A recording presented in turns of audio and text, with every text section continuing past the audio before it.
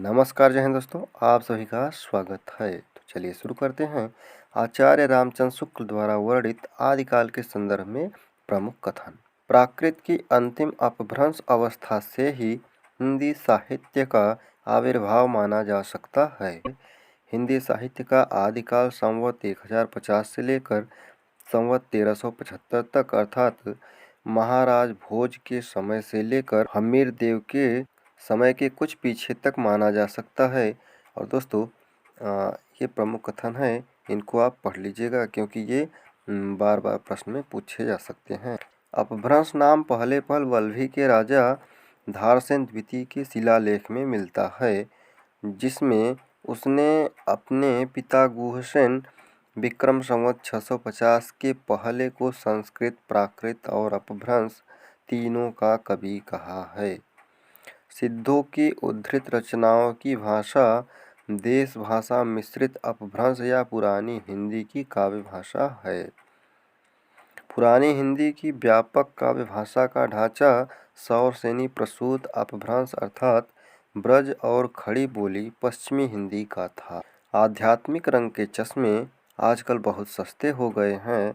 उन्हें चढ़ाकर जैसे कुछ लोगों ने गीत गोविंद के पदों को आध्यात्मिक संकेत बताया है, वैसे ही विद्यापति के इन पदों को। तो दोस्तों, यह विद्यापति के संदर्भ में कहा गया बहुत ही महत्वपूर्ण कथन है। यह लगभग हर बार पूछा जाता है छोटे बड़े वाक्यों में, और ये प्रमुख पंक्तियां हैं जो कि बार बार नेट जेआरएफ में पूछी जा रही हैं। और दोस्तों, इनका समय भी पूछ लिया जाता है कि यह किस कवि की और किस संवत की है या सन की। प्राकृताभास हिंदी का तात्पर्य प्राकृत की रूढ़ियों में बहुत कुछ बद्ध हिंदी।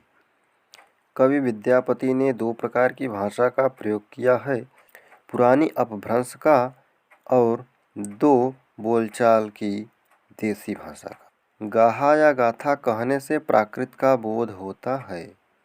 दोहा या दुहा कहने से अपभ्रंश या लोक प्रचलित भाषा का बोध होता है। भरत मुनि विक्रम संवत तीसरे शती ने नाट्यशास्त्र में अपभ्रंश नाम न देकर लोक भाषा को देश भाषा ही कहा है। अपभ्रंश या प्राकृताभास हिंदी की रचना विक्रम की 7वीं शताब्दी से होने लगा था।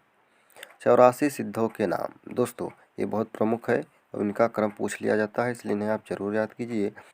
लुइपा, डोम्भिपा, शबरपा, सरहपा, कंकालीपा और दोस्तों इसी तरीके से कड़हपा इत्यादि हैं जो बहुत ही प्रमुख हैं, इसलिए आप उन्हें याद कर लीजिए और उनका क्रम भी।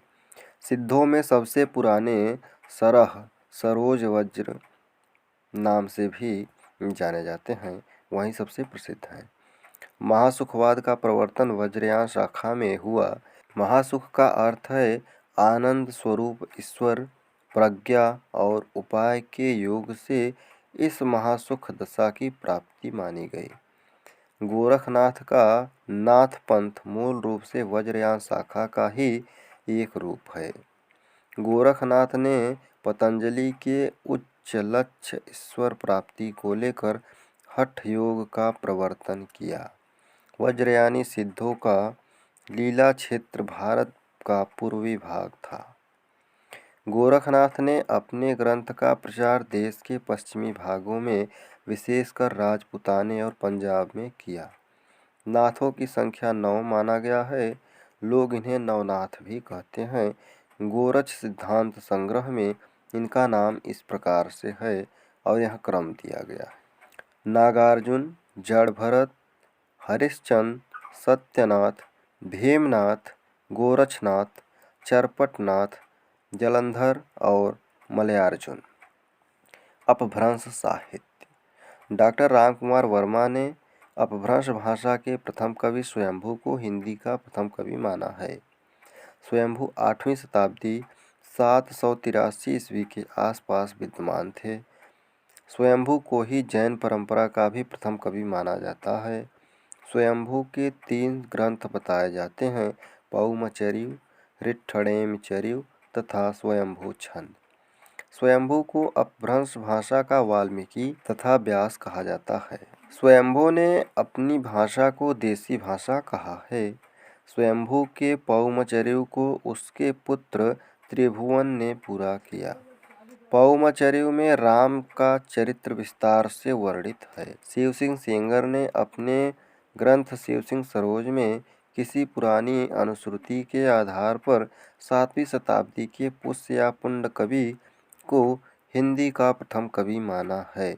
आचार्य हजारी प्रसाद द्विवेदी के अनुसार यह पुष्य संभवतः अपभ्रंश का प्रसिद्ध कवि पुष्यदंत है, जिसका आविर्भाव 9वीं शताब्दी में हुआ। सर्वमान्य धारणा है कि पुष्यदंत का आविर्भाव 972 10वीं शताब्दी में हुआ। पुष्यदंत की प्रमुख रचनाएं 63 महापुरुष गुणालंकार, ळय कुमार चरियु तथा जसहर चरियु। पुष्यदंत के 63 महापुरुष गुणालंकार को ही महापुराण नाम से जाना जाता है। महापुराण में 63 पुरुषों का जीवन चरित्र वर्णित है। पुष्यदंत ने अपने चरित्र काव्यों में चौपाई छंद का प्रयोग किया है।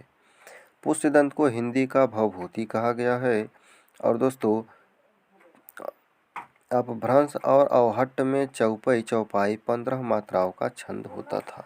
शिव सिंह सेंगर ने पुष्य कवि को भाखा की जड़ कहा है। पुष्यदंत ने स्वयं को अभिमान मेरु, काव्य रत्नाकर, कवि कुल तिलक तथा अन्य उपाधियों से विभूषित किया। हरिसेन ने अपनी धम्म परीक्षा में अपभ्रंश के 3 कवि माने हैं, चतुर्मुख, स्वयंभू और पुष्यदंत।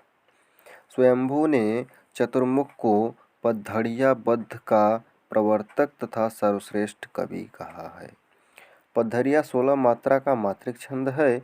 इस छंद के नाम पर पद्धति पर लिखे जाने वाले काव्यों को पद्धड़िया बद्ध कहा गया।